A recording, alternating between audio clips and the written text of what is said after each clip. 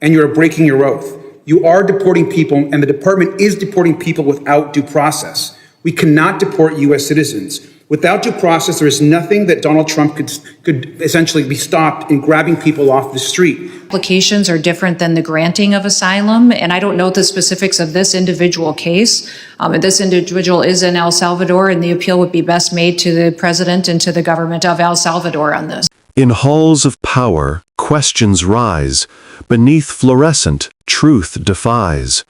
A mother waits with trembling hands, her son unseen in foreign lands.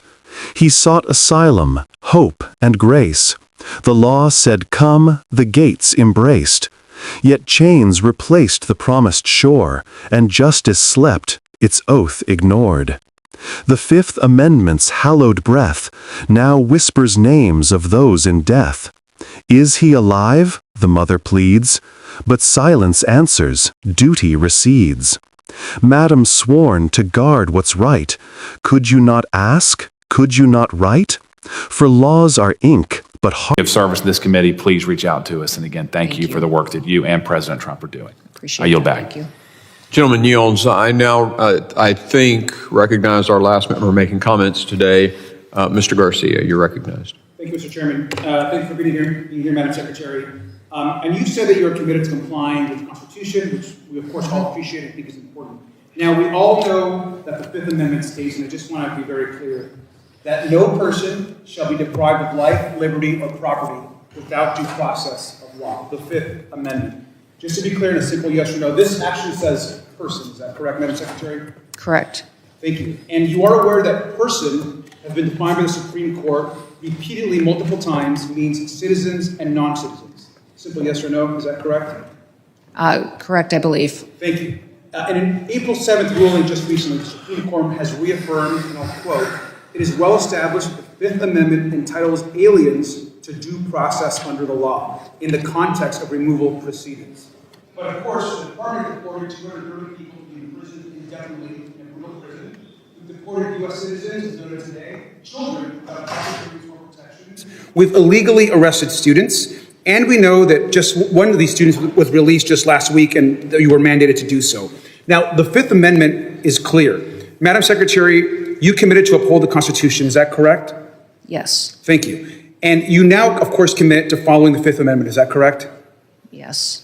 Thank you. Now, Madam Secretary, you are violating that amendment as we speak, and you are breaking your oath. You are deporting people, and the department is deporting people without due process. We cannot deport U.S. citizens. Without due process, there is nothing that Donald Trump could essentially be stopped in grabbing people off the street.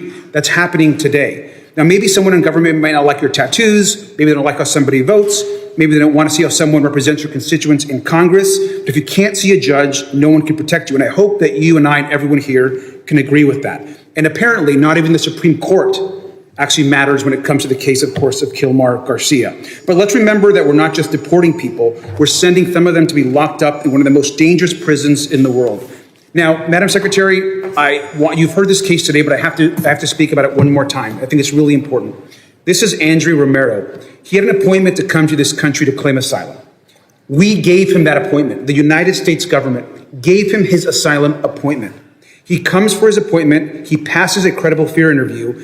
He's a gentle person as described by his family. He's openly gay. He was leaving his country for persecution of being gay. He did everything right, claimed asylum, that was legal.